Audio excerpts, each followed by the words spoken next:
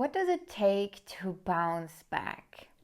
What does it take to come back after a setback, like an injury or a loss or any type of failure? How resilient are you really? Athletes, anyone in the sports world, in the athletic world, knows about resilience and understands that they need to be resilient because setback is daily life for athletes, right? It's part of the process. It's part of the journey. So having a strong resilience, knowing how to bounce back, just even stronger, even smarter, even better, that is an important skill to have as an athlete. And I feel like it's not always practiced, it's not always trained or like intentionally built, and it's more of a side product, right? That happens throughout an athletic career. But today I would like to kind of put the focus more on it and make it the main event, at least for the moment, to really understand what resilience is, what it means, how it works, and also how we can train for it, how we can actively build it and not just have it happen to us, and some happen to be more resilient or become more resilient and others don't, and it affects their performance, it affects their career, right? So that's what this episode today is about, and I'm very happy you're here. So welcome to the Healthy and Aligned podcast. I am the podcast host, Lisa, and I am a mindset, I am an innovation coach for athletes and athletic teams, and I basically work with anyone in the athletic industry to make sure that you can have sustainable performance, that you have the right mindset to build that legacy that you want to create as an athlete, or that you want to create with your team within your league, for example. And this podcast is part of my message, part of what I do.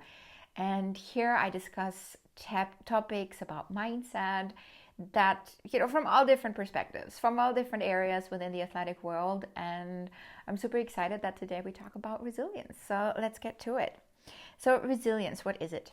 Let me explain. I kind of said it's a bounce back from setback, and that is true, but it is basically the mental and the emotional capacity to come back after adversity, after things that didn't go as planned, right? And it is standing back up. You're falling down, you stand back up. And it's about recovering quickly from that, not just lay on the floor and be all upset and disappointed, but be able to get back up quickly, and to learn from that fall, to understand why it happened, and to give you the power to be even stronger now because that happened, because of that fall. That is what resilience is, your ability to do all of these things. And as I said earlier, for athletes, it's part of daily life, right? I don't think I know any athlete who has never had an injury, for example, who's never lost, who's never not performed the way they expected to, or they wanted to, or they planned to. Their environment changing in a way that was making it more difficult for them, or difficulties within the team or with the coach, or financial trouble, maybe failing sponsorships, or anything in an athlete's life is open to adversity. And honestly, anything in anyone's life is, so I don't think that's necessarily very special to athletes. I just think that especially in a competitive environment, there's always a winner and a loser, right? And very likely the winner is not always the same person. And even if they might not win at the first try, So yeah, in a competitive environment, adversity is just part of the game. There is no way around it. I was just thinking about when I said it's not always going to be the same person that wins. I was thinking about the what is it called? The pole vault jumper, Armand Duplantis or Duplantis, I don't know how to pronounce it properly, who keeps on breaking his own world record, right? And yes, maybe if he's part of the competition currently, he usually wins that competition. However, he doesn't always make it at the first try, right? Like he needs several jumps to actually break that record again, and to pick up that pole again and to do it again. That is also a sign of resilience. You thought you could do it, you didn't. Okay, you have to pick yourself back up again. And I mean, those guys fall. Like they fall hard from a very high altitude, right? So even the winners, quote unquote winners, they have to deal with adversity all the time. Or look at Simone Biles. She's a very prominent example of how you can come back from a setback and be much stronger and much more grounded and just better than before because of it, because of the adversity, because of the setback that she had to face.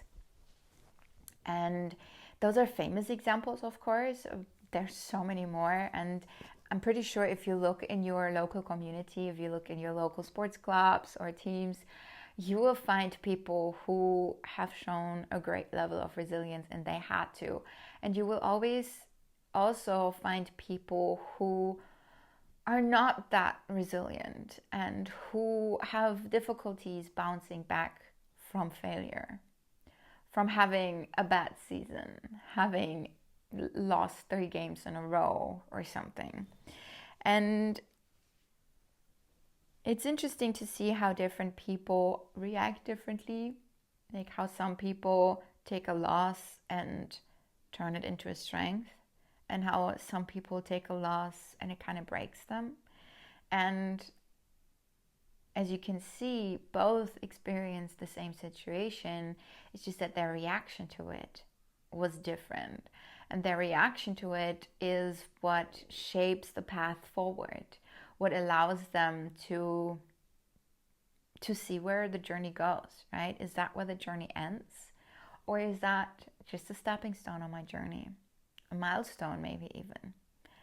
And yeah, I think that is mainly why I talk about this, because I would love for you to see who you are in this scenario. Are you the person that is broken by adversity, or are you the person that is strengthened by it? And what you can do to be the person that uses adversity to their advantage rather than to their detriment.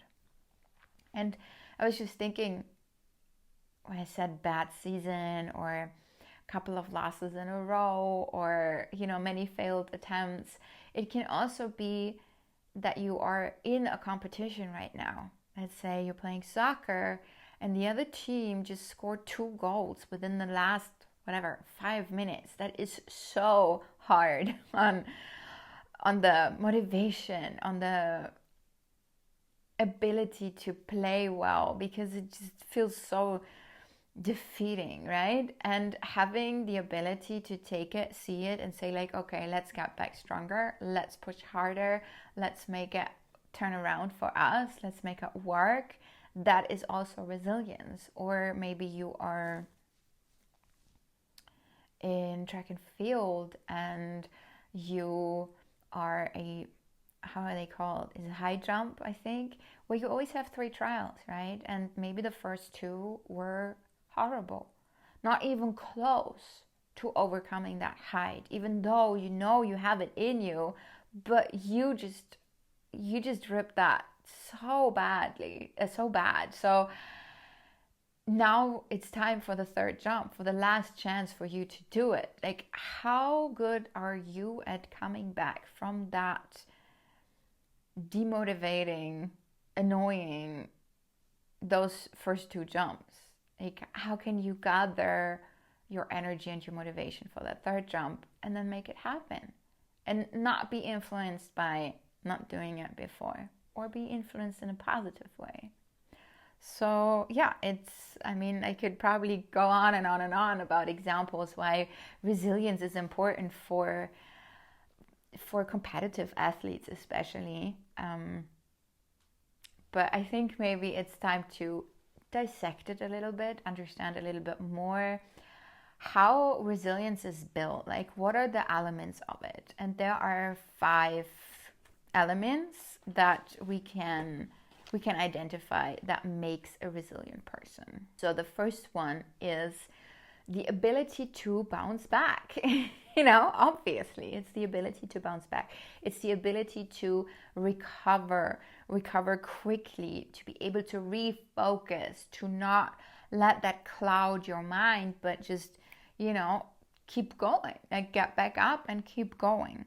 It's not about never falling. We all fall, right? It is about how we get up, what we learn from that fall, and how quickly we get up as well. And yeah, that would be the first one. So it's your ability to bounce back. The second element of resilience, or of what makes resilience, is adaptability. How flexible are you to adjust to changes in your environment, to changes in the circumstances? And that is sometimes a thing that can make people fall, that can tear people down. If something in the environment changes, if the weather changes, if the rules change, if, I don't know, there was a delay in the competition, or sometimes I was just thinking about Formula One races where there might be an accident and they might stop the race and then you have to restart the race.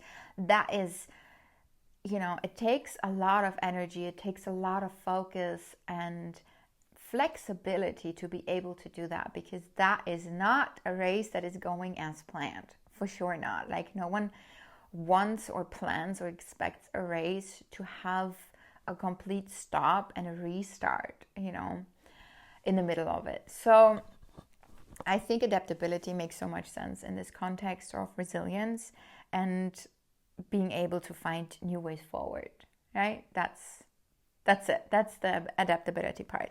The third aspect is mental toughness. And mental toughness is the ability to maintain focus even though things are not going as planned. You can tell they're all very similar, but they are different. Because the difference is that mental toughness means that you can endure the discomfort that comes from it.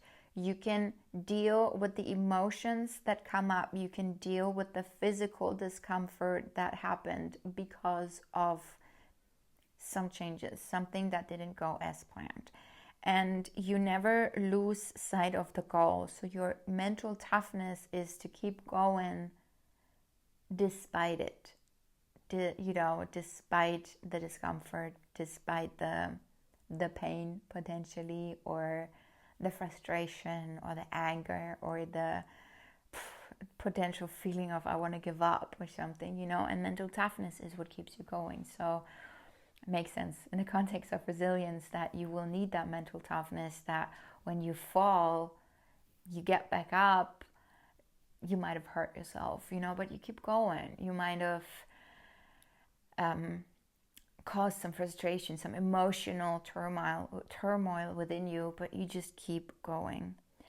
And that brings me to the fourth point, which is emotional regulation. So emotional regulation means basically that you are self-aware, you are clear on what is happening in your minds and with your emotions. You see your emotions, you feel your emotions, you can tell they're there, you can maybe even name them. It takes a lot of self-awareness to do that, and you are able to regulate them and not be a slave to them. Just because you're angry doesn't mean that you have to punch a wall, right? So emotional regulation allows you to see an emotion, name it, be like, okay, I'm angry, and then be able to deal with that emotion, like either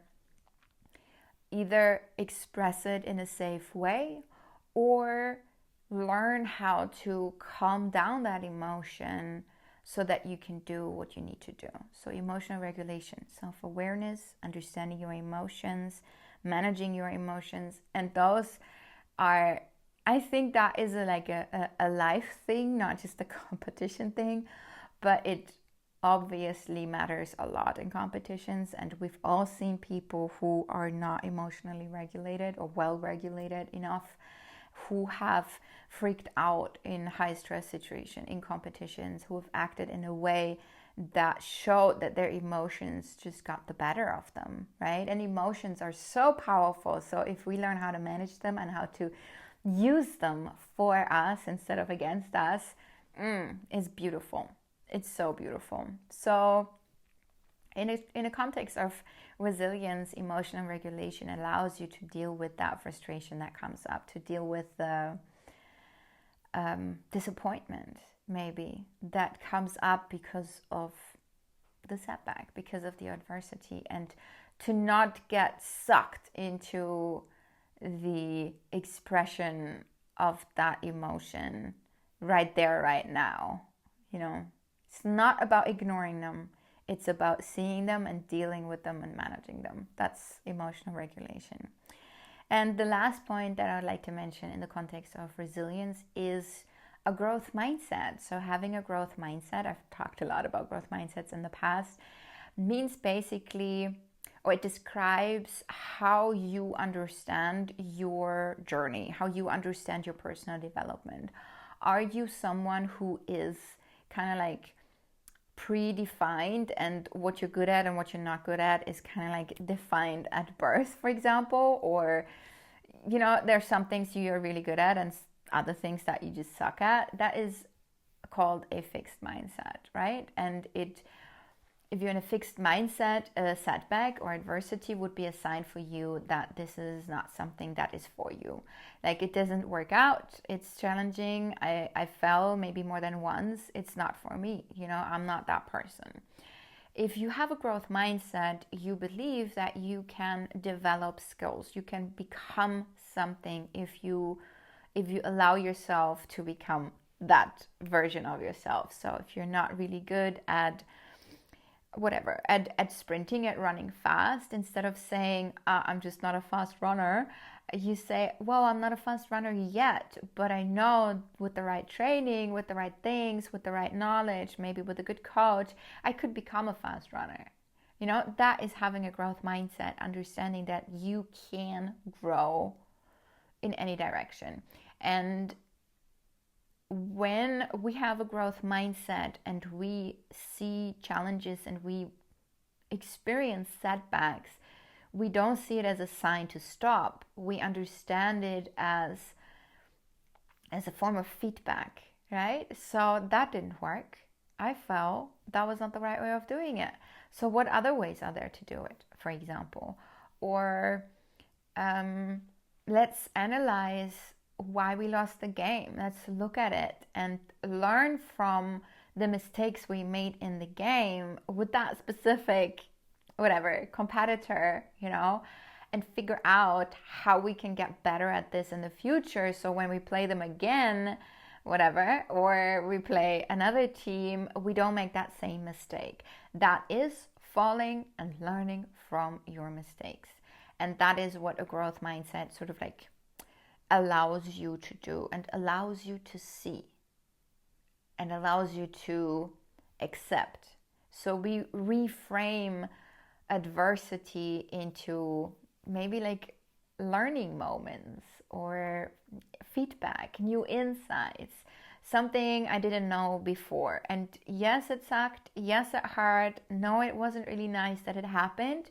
That is all fine, but it's not going to destroy you. Instead, I'm going to, rephrase it, reframe it for myself and be like, okay, this horrible moment that I really did not enjoy, how can I make sure it doesn't happen again? And it's also a way of looking more on the process than on the outcome. So instead of saying, we lost, we suck, we look at okay, how did we lose?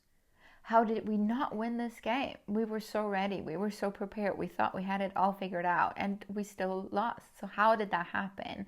So we look at the process and we learn from the process rather than from just the fact of losing. So that's growth mindset for you in the context of resilience. So all of these 5 elements are important to understand if you want to actively, intentionally build your resilience, because you are not born resilient. Let me tell you that. It is a skill that you learn. And some people had to be resilient very, very early in their life because they were facing a lot of adversity. And it seems like they were born with resilience. But trust me, they had to learn it the hard way too, because resilience is forged in those hard moments, and each of these hard moments can be understood as a rep. It's a training rep for your resilience muscle. So if we see it from this perspective, what can we do to build more resilience? So basically what we do is we look at those 5 categories and we see how we can improve in those categories, because now it's much more tangible. It's much more approachable than if we just say, well, resilience is your ability to stand back up after adversity, after you fell on your face. Because yeah, sure, but how can I make it less painful? How can I make it less difficult, right? And that's what I want to focus on right now. And also, a quick disclaimer, in the next section I'm going to talk a lot about different tools and different activities that you can do to build resilience. And to quite some of those, I have already recorded dedicated podcast episodes. And I will just quickly give you the number of the episode. And I will also put all of those numbers in the show notes so you can find it quickly. So you'll see me cross-reference to, or you'll see me and hear me cross-reference to other episodes now in this next part. So how do we build resilience? Let's start with the topic I stopped with. It's the growth mindset. It is adopting a growth mindset, and it is reframing setbacks as opportunities. Just like I said, reframe failure as feedback, for example, and shift our focus from the outcome, the loss, the numbers, the data, to the process. Like, how did that happen? How did we get there? And it is something that you can remind yourself of all the time. So even in practice, when something doesn't work out, instead of getting frustrated and be like, why is this not working? And think like you're not made for this and it's maybe just not your move or whatever. See it as an opportunity. Take the frustration. It's okay that you get frustrated. Like, don't push the emotion aside and be like, okay, I'm so frustrated right now that, I've been training this for the last half an hour and it's just not working. Like, maybe it's not for me. Okay, but what actually happened? Why is it not working out for me? Let me dissect it. Let me go baby step by baby step. Let me look at the individual movements. Let me look at the environment that I need or that I don't need, or start dissecting the situation and understand how it affects then the process of getting it right. And if we practice this in training, it'll be easier to do it also later in the competition. So the idea is to kind of like work out all the kinks and get like really resilient and understand our resilience in training, so that we have access to it when we need it, when it really matters. So yeah, there are setbacks in training. So you can use those as rep for your resilience muscle. I have recorded an episode on growth mindset, and that is number 47. Now, let's talk about emotional regulation. So as I said, emotional regulation starts with self-awareness. So what I suggest you do is to start being more aware of your thoughts. Start observing your thoughts that just continuously run through your head. Or at least they run through my head continuously. And if you're anything like me, you have a lot of thoughts in a day. And during practice, during your training, rehearsal, whatever, observe your thoughts and understand also how your thoughts affect your emotions. Like, what am I thinking right now? What am I feeling right now that I do this? And try to just understand it. Like, no judgment at this point. Just try to understand what is going through your head, what you are feeling, like what's the emotional situation or state that you're in during training, during different activities that you do during rehearsals. Like, just become aware. And the more often you do it, the easier it gets to be aware. Again, everything gets easier with practice, right? So you are developing a self-awareness for yourself. And an important part of this is, at least it was for me, and I know that it has been for some of the people that I work with, naming emotions. Because there is more than just sad, glad, and mad, like the main three that have been quoted so many times. Emotions come in so many different varieties and forms, and if you are not sure what to call an emotion, I recommend that you Google the emotion wheel, which is sort of a nice picture that goes from like very standard emotions, let's say sadness, and then it splits it up into 3 subcategories, and it splits it up, I think, again into then 9 emotions that are related to sadness. And it always helps me if I want to really like call out an emotion that I have and understand it better. I look at that wheel and I'm like, okay, which of these words actually resonate with me most? And sometimes it's 2 or 3, and that's all okay. So I think having this practice of being able to name your emotions allows us to understand them much better, because there are so many facets to sadness and being, or anger, or like whatever emotion you are feeling, frustration maybe, and being able to name it very accurately allows you to also understand how to deal with it. And that's basically then the next thing. Once you have created the self-awareness, once you have understood how to call a specific emotion that you feel, the next step would then to be active about it, to not just let it happen, but to understand it and then develop tools to deal with that emotion. So maybe it's, I don't want to go into detail here, but it could be some breath work, it could be some, let's say, visualization, it could be working on your mental toughness. I think we can put actually those 2 together, because mental toughness and emotional regulation, they're so closely linked, because to be mentally tough, you need to be able to regulate your emotions. So, one cannot go without the other. And being able to regulate your emotions will inevitably make you mentally tougher. So yeah, I think finding strategies on dealing with the specific emotions that you find would be the right thing. If you want to go more into detail, I have podcast episodes on developing self-awareness, which is number 36.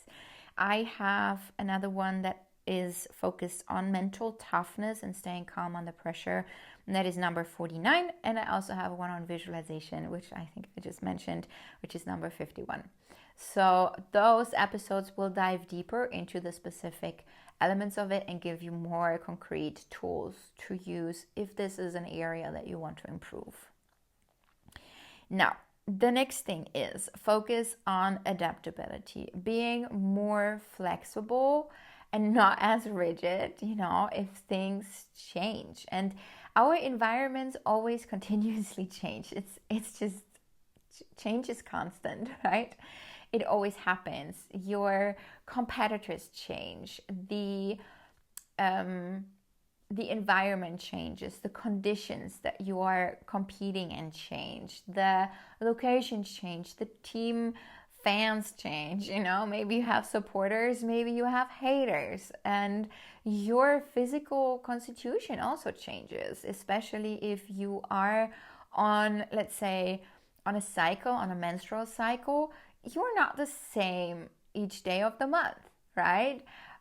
But also if you're not, like if you have trained really hard today, you have maybe a harder time recovering, or, so maybe you're stronger today than you were yesterday, whatever it is. And you know that, right? You know that not every day and every situation is the same. So being rigid in the way that we approach what we want to do is usually not recommended. It's not a helpful thing. So having the ability to adapt is something to practice again. So practice pivoting again in your training sessions, in your practice sessions. Practice with different environments. Practice indoors or outdoors. Practice without music running. Practice with, I don't know, like go through the different things that you can think of, or maybe unexpected things to happen, and practice that. And even though those things might not then happen in competition, it strengthens your ability of flexibility, right? Your adaptability. That's the word I was looking for. It strengthens your adaptability, because you know you can handle this, and you handle this in training. You can also handle other things during a competition, right? Like things don't throw you off as easily anymore. So being open to different situations is key for adaptability. And the last thing that I want to mention in the terms of how to build resilience is that it is very, very helpful to have a support system, have a support team in a way. So it is also up to you to build that. Maybe you are lucky and you have been, I don't know, have grown up with a support system that is still with you and is still here to, hype you up and cheer for you and help you out when you fall down and get you back up and help you get back up. Maybe you're not that lucky, and then you need to create it yourself. And you can find the people, you can find the systems, you can find the network, a community of coaches, of fans, of other athletes, of friends, of people who have nothing to do with your sport, but they just like you as a person and they want to support you in your endeavors and whatever you do. So it is something that you can build and that you can focus on. And I recommend it especially because it's nice to not feel alone in the moments when you face adversity. It's nice to know that there are people who have your back and that there are people who will always cheer for you, even if you lose the game, even if you injure yourself and cannot show up again, even if you made a mistake, even if you messed it up for everyone. Those people will still be on your side. And that's strength. There's so much strength and power in knowing that it inevitably affects your resilience, your ability to get back up. And I think that's all for today. That's all I wanted to share about resilience in this context, in this episode. And I think it's so good to know that you're not just born with resilience, but that you can actually train it and that you can use it to your advantage and to really use it as a stepping stone to grow and to become better and to be bigger in the future. And it's okay that if in the past, adversity has really knocked you out, that's okay. Maybe you just haven't practiced your resilience yet, right? And I think that's comforting to know that it is something that is possible for everyone and that it is it's doable. It's something you can develop. Okay, next episode we will talk about the mind-body connection, which is also a beautiful topic. Well, I think all of these topics are really beautiful and interesting, and I can't wait to share my thoughts about that with you next Tuesday. And until then, I wish you a beautiful rest of your day.